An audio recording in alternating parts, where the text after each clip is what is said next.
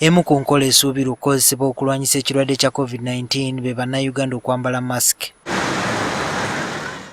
Mu kiseera kino kumpi buli w'oyita naddala mu bibuga osanga abantu abeenaanise masiki era nga kisuubirwa nti gavumenti egenda kuziwa bannayuganda ku bwereere. Kyokka waliwo okutya nti abakozi b'ebikolobero bandikozesa embeera eno okwesabiika ne batigomya abantu. Kuliko bingi bye tutunuulira era nga ne speech bwetuba nga tusobola okugobera speech y'omuntu tubeera nga tusobola kukozesa zi audios tutegere nti ono omuntu yeyayogedde ebintu bino.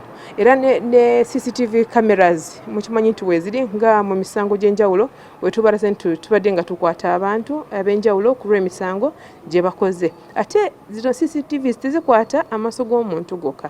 Zino CCTV zisobola okukuba ekifaananyi nga zikozesa zooming.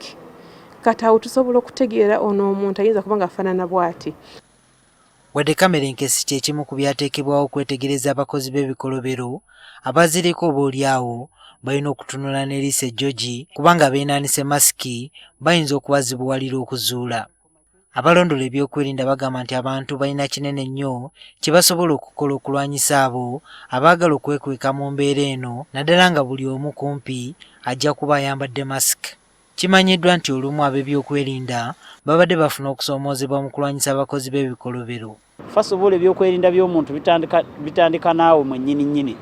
Making sure nti oli vigilant oba ogezeko ku improving olabe nti omanya ki ekikwatako, omanya ani yazze, akutuukiridde, ayogera ki. Bw'olaba nga byayogera tebikwatagana mu reporting poliisi. Naye abaffe kiki ekisaana okukolebwa mu mbeera gye twolekedde? So nze ndowooza nti gavumenti eteekewo embeera abapoliisi n'abamagye na buli muntu yenna agenda okukola ku security nga after COVID or around COVID abe nga asasuddwa bulungi omusaala gwe nga n'allowances weeziri n'embeera ey'omusirikale obulungi. Manyi ekireese n'abasirikale baffe okufuuka ababi n'embeera yaabwe nayo mbi, tulina okikkiriza ekyo. Yes. Yo poliisi erabudde nti gwe kanaatanda n'akozesa embeera eno eya masiki okukola ebikolobero ka kumujjuutuka.